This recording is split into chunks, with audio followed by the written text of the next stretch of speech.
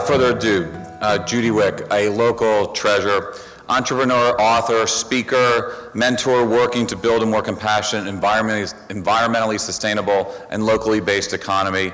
She's been doing it for 30 plus years, and she will continue to do it. It is my pleasure and honor to introduce Judy. The stage and the people are yours.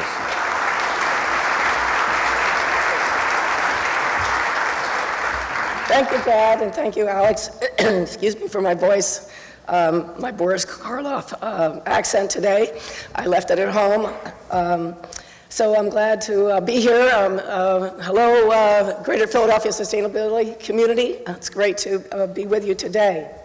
I named my recent book, Good Morning, Beautiful Business, because I had a sign in my closet during the many years I lived above the White Dog Cafe that said, Good Morning, Beautiful Business. And it was a reminder to me of just how beautiful business is when we put our energy and our care and our creativity into a product or a service that we then offer to our own community. It was a time in the morning when I would think about my own business and how the farmers were out in the fields picking organic fruits and vegetables to bring into town. I would think of the animals out in pasture and fresh air and sunshine, and our goat herder, Dougie, who said that when she kissed her goat's ears, it made the cheese better. And I think that's true. So to me, business is about relationships, relationships with everybody that we buy from and sell to and work with, and about our relationship with Earth itself, with nature. My business was really the way that I expressed my love of life, and that's what made it a thing of beauty. Let's see if this clicker works for me. Yes. So in 1972, I moved onto this block, the 3400 block of Sampson Street. This is an old watercoloring of that block. I chose this place to live, to work, to start a business, to raise my family, and I lived here for 40 years. And I feel that that's the first step in building a sustainable local economy, is to choose a place and to make a commitment to that place, to take responsibility for that place, to know where does the water come from, where does the energy come from, where does the water come from, where does the waste go to? So in 1983, I started the White Dog Cafe on the first floor of my house, and I began to ask these questions, and most of all, where does our food come from? And also, where does our beer come from? And just for fun, I wanted to read one passage from my book from 1985, when I first got my liquor license. I was finally able to begin serving the new American beers I was longing for. Customers were surprised when they came into the bar and ordered a popular beer like Heineken to be told that we didn't carry the brand. Then how about a Lowenbrau? Nope. Well, then I'll take a Michelob. Not that either. Then just give me a Bud. Sorry, but how about one of these beers? Handing over our beer list, mighty short at the time, the bartender explained that the White Dog carried only beers from small independent breweries, later called craft or microbrews, that brewed beer in small batches. I soon discovered that unlike wine, beer is best when fresh and without the preservatives needed for long-distance shipping, just like local food. So I upped the ante. Not only did I want flavorful all-American beer, I became determined to have beer that was local, fresh, and made without preservatives. So I was thrilled to hear in 1987 that an excellent new brewery had opened just 60 miles to the south, or to the west, in Adamstown. It was not only the first new brewery in Pennsylvania since Prohibition, but it was owned by a woman. I immediately called up the owner, Carol Stout, and asked about ordering her beer. At first, Carol thought 60 miles was too far for her beer to travel. She was into local too. But I convinced her to sell to me, and she drove into town with a keg strapped into her passenger seat with a seatbelt. We laughed about that years later when Carol was celebrating the 20th anniversary of Stout's Brewery after winning many a gold medal at the Great American Beer Festival. It wasn't long before Stout's began brewing our private label beer in 22-ounce bottles. I named it Leg Lifter Lager and designed this label for the beer. And we sold a lot of that beer. So these are my children, Grace and Lawrence, who were 2 and 4 when I started the White Dog, and I put their picture in because I wanted to make the point of how important it is to live and work in the same community. I mean, I lived upstairs, the old-fashioned way of doing business, like the family farm or the family inn or the old-fashioned corner store, living above the shop. But I think that living and working in the same community gives us a different perspective as business owners, because oftentimes business schools will say, leave your values at home, when you go to school. And there's a different value system. At home, we teach our children the golden rule. But when we get to work, gold rules, that we make decisions based on profit. And many CEOs never even see the people that are in places that are affected by their decisions. But when we live and work in the same community, there's a short distance between us and those affected by our decisions. And this tends to help us to have a balance of our head and heart when we make business decisions. And so many of my decisions reflected this, whether it was about my relationship with my employees or my community, my customers. And I'll tell you one little story about my relationship with nature. I had heard about climate change in the 90s, and we started having programs on climate change in 1998 at the White Dog. I knew that Pennsylvania was deregulated and that we could buy renewable energy if we chose to. But I wasn't moved to do so until there was a drought in Philadelphia in 1999. And I was walking in the woods up in the Poconos where I love to hike. And I saw that the drought was causing the tops of the trees, the leaves to fall down, even though it was in early August. As I walked along, I came to Fern Hill. All the usually big, green, luscious ferns that waved in the breeze were all crumpled up like dried brown tissue paper on the forest floor. The creek was bone dry, just dust on the rocks. And as I walked along, there was just an eerie silence, just the crackling of the twigs and the leaves. Not even the birds were singing. And there was just a sense of fire was in the air, the fear of fire. And all of a sudden, I just got it. I thought, oh my gosh, this is what climate change is going to be about. This was back in 1999, that parts of the world are going to have these droughts and fires, other parts, storms and floods, and of course we know that's what's happened. So that's when I became a tree hugger. I just went over to a big oak tree and put my arms around it and promised that I would go back to Philadelphia and sign up for renewable energy. And the White Dog became the first business in Pennsylvania to buy 100% renewable energy. But that wasn't something that a decision that I made in my head. It was a decision that I made in my heart. I love the woods, and that's why I made that decision. Another thing that I don't like about the traditional business world is this mantra, grow or die, that we have to continue growing bigger and bigger materially, even though, as we know, we're running out of natural resources. There's still this push, bigger, bigger, bigger is better. So when the White Dog got to be over $4 million in sales, a lot of people were saying, Judy, it's time for a chain. I know this great place in New York City, a White Dog would go great there. I know this place in DC. And so I just, at first I thought, well, am I a big sissy because I'm not starting a chain of White Dogs? And then I realized that if I were to do so, I would lose what was most important to me, and that was the authentic relationships that I had with my customers, with my staff, with my suppliers, and so on. So I made the decision that instead of starting a White Dog in someone else's community, I would start a Black Cat in my own community because my neighborhood did not have a store that sold locally produced goods as well as fair trade. And there's another fantastic example of this, Zingerman's Deli in Ann Arbor, Michigan. Anybody here went to the University of Michigan? I know this wonderful deli. They had the opportunity to become a national chain. But instead, they looked to see, what does our community need? And they started a bakery. What does our community need? And they started a creamery to make their own cheese and ice cream. They started a fair trade coffee roasting company. They started a candy company. They started a farm. And so they have a whole family of businesses. So they were replacing imports into their community. And they were creating more ownership because they made their best employees owners in all these different businesses. And it's just a terrific model. So I began to see that chains are like invasive species. They go into other people's communities and smother out the indigenous businesses. And so that got me thinking, well, how does nature grow? What is the healthy way for a business to grow? Well, nature grows deeper in place. Nature grows to become more complex, more diverse, more resilient, more adaptive to the needs of one's own community. And that's the way that businesses can also grow. So entrepreneurs out there, think about what business your community needs. So then I also started thinking about how we could reimagine growth in this crisis time of lack of natural resources, that we don't have to grow materially. We can grow in new ways. We can grow by increasing our knowledge. We can grow by expanding our consciousness. We can grow by deepening our relationships. We can grow by developing our creativity. We can grow by building community, and we can grow by having more fun. So just briefly, I'll tell you some of the ways that at the White Dog we did this. We had table talks on issues of public concern, whether it's climate change or public education or foreign policy. Here's Patch Adams at a breakfast talk, the doctor that believes that humor is a part of healing. Storytelling to give voice to underrepresented groups, whether it's ex-offenders or Tales from Jails program or recent immigrants. In this case, it was a discussion on same-sex marriage with a gay couple and a lesbian couple.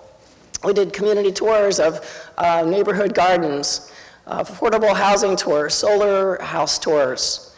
We had a lot of fun. We had all these block parties out on Sansom Street. This is one of my favorites, the Liberty and Justice for All Ball, where we had a buffet of locally grown foods for dinner, and then we put on a little skit called Birth of a Nation. First out I came as a pregnant colonial woman, led by my midwife. I had a sign on my back that said, "George Washington slept here." My midwife helped me into my bed and yelled, 1, 2, 3, push, and the audience yelled push, and my first twin was born. My second twin, one was Liberty, the other Justice. They hopped onto the stage and did a tap dance to Yankee Doodle Dandy. Then we wheeled out the Statue of Liberty and all sang God Bless America. So these are the ways that we can have fun in our own communities. Oftentimes nowadays we think that we have to spend a lot of carbons and a lot of money to fly to some exotic place to have a good time, where we can actually have more fun in our own communities, where we can build relationships and build community. And so these are the different ways that I grew in non-material ways that was a benefit to my community as well as to my business. What the White Dog was known most for, really, was buying from local farmers. We were a pioneer in this effort, started buying from farmers in 1985. This is Judy and Mark Dornstrike from Branch Creek Farm, where we bought organic vegetables. And Mark once said to me, "Successful farming is the balance between masculine energies and feminine energies, between efficiency and nurturing. That if we have too much efficiency, we might have a well-run farm, we're using our time very wisely, but we're not going to have a good product. On the other hand, if we have too much nurturing and not enough efficiency, we might have great tomatoes, but we're going to go out of business." So I started thinking about how our whole economy is weighted towards efficiency, toward masculine energy. And I'm not talking about gender here, but the masculine and feminine energies in each of us. It's all about efficiency, all about wringing the profit out of the land, of the workers, of the animals. And nothing could be more stark, as an example, is the battery cages that we raise laying hens in. It's all about how little we can give them, how little space can we give that hen, how little light and air, how little food and water to get the cheapest egg possible. It's all about efficiency and nothing about nurturing. So at the White Dog, we bought only pastured hens, only eggs from pastured hens. Then I found out about the plight of the pig. A horrible situation where we keep these mother sows in cages where they can't take a step forward or backward their entire lives, never feeling a ray of sunshine, never having a breath of fresh air. These are sentient beings, these are mammals, like our dogs, like us. All mammals share the capacity for joy, for despair. We see all these expressions on our dogs' faces. And so I was just appalled when I heard about this, when I read John Robbins' book, Diet for New America. And so I realized with horror that we must be serving this pork at the White Dog. Because if you don't know otherwise, this is where your pork comes from in this country now. So I just went into the kitchen and said, we have to take the pork off the menu. I just cannot believe the cruelty of this, the barbarity of this. We're not going to serve pork until we can find a humane source. So we were soon able to find a place where we could buy pastured pork and switch to all pastured pork. This is out in Lancaster County. This is how pigs like to hang out. They like to sleep in pig piles in the sunshine, in the mud. Very social creatures. Then I found out about the plight of the cow. Cows are herbivores. They're supposed to eat grass, but because of the subsidies in our farm bill, they're taken off pasture and put into stockyards. Dairy cows hardly ever go outside, just took to machines all the time, so we switched to 100% grass-fed beef. This is Bill Elkins out in Buck County with his herd of Black Angus. Even the hamburger at the White Dog all came from grass-fed pastured animals. Here's Dougie, the one that likes to kiss her goat's ears. So I got to the point where I looked at my menu and I thought to myself, well, gee, Judy, we've done it. All of our menu, all our meat and poultry and so on come from humane sources. We're the only restaurant in town that's doing this. This is going to be our market niche. This is our competitive advantage. This is all about us. But then I thought to myself, well, Judy, if you really do care about those pigs, if you care about the environment where these factory farms of 100 sows in one place, the manure is going into a lagoon that leaches into the streams, into the air in these rural communities, if you care about the environment, if you care about the workers, if you care about the consumers that are eating this meat that's full of hormones and antibiotics, then rather than keeping this for your competitive advantage, you'll share this information with your competitors. And that was a real transformative moment for me. I realized that there is no such thing as one sustainable business, that we can only be part of a sustainable system, and that we have to cooperate in order to build that sustainable system. So I turned to Farmer Glenn, this is a picture at the Dance of the Ripe Tomatoes. I turned to Farmer Glenn, who was bringing us in 2 pigs a week. We bought the whole animal, used all the parts of the animal. Would you like to expand your business above the 2 pigs that you bring us once a week? He said, yes. I said, what's holding you back? And he said he needed $30,000 to buy a refrigerated truck so he could deliver to other restaurants. And so I loaned him the money, and he bought the truck. And then I started a nonprofit, Fair Food. And Fair Food went around with a list of all the White Dogs farmers, 25 farmers with their names and supplies and so on, gave it out to all the other chefs in town. And that list became now the local food guide for Philadelphia, now in its 14th or 15th year. We started Fair Food in the year 2000. Ann Carlin, the executive director, the founding executive director, still there, started a Fair Food Farm Stand at the Reading Terminal, where we represent over 100 different food enterprises and farmers. And now Philadelphia can claim that we can put our local cheese on locally made crackers and swig it down with local beer, or gin or vodka that we distill here in Philadelphia. Another really important part of my life that gave me the big picture of the global picture was my involvement with the Zapatista Indians down in Chiapas, Mexico. And I was really interested in why they had their uprising on the day that NAFTA went into effect, January 1st, 1994. And found out that it was the day that NAFTA, because NAFTA went into effect, they predicted that when the borders were lowered, that cheap, subsidized, corporate-grown corn in the United States would be dumped in Mexico, putting their farmers out of business. And that's exactly what did happen, which caused a huge wave in illegal immigration. We wonder why. Well, it's because of our own policies many of these times. And so I found out from the Zapatistas that what they were fighting for was local self-reliance.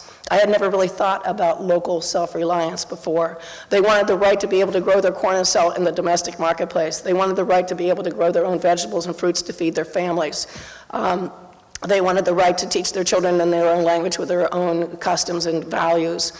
They wanted to keep their own customs and not be sucked into the global economy. That's a Western lifestyle. They wanted to wear the clothes that their women have traditionally made and not be forced to work in maquiladoras to make cheap clothing to sell in the United States. I began to see the relationship between the farmers in Chiapas and the farmers in Pennsylvania, that our farmers were being driven out of business too by the Farm Bill and by development. And so I began to see the importance of local self-reliance for my community as well, and how communities around the world were losing our self-reliance, that we were dependent on long-distance shipping routes to bring us our basic needs, food, energy, clothing. We were like sitting ducks in this time of climate change. So I envisioned a new global network economy, which is a network of sustainable local economies where basic needs are produced at home. So we cut down on those long-distance shipping routes. And that we continue to trade in what we have excess of for what we need, whether it's bananas or chocolate or whatever. And we also trade what our local entrepreneurs have invented, local innovations, a great fashion, a cheese or a wine. So there's always global trade, but we are self-reliant in what it takes to live. So our movement for localism movement is really about local business ownership, not only local retail that gives our cities identity, but local manufacturing. And about local investing, that we have to take money out of the stock market and invest it here in Philadelphia to bring back manufacturing of our basic needs. We believe in prosperity for all, that as we are moving from a corporate-controlled global economy to a locally based green economy, we want to make sure that ownership is spread widely, that everyone has the opportunity to prosper. And there's collective joy in this work. This is a board meeting retreat of the Sustainable Business Network of Greater Philadelphia, another nonprofit that I started. And when we work together toward a shared vision for our community, there's real collective joy in this work. So ultimately, we all belong to the same Earth community, this vibrant community of Earth that's being so decimated by the fossil fuel economy. There's really urgency ahead and a race against time to stop climate change and environmental decline before this vibrant community is destroyed and damaged beyond repair.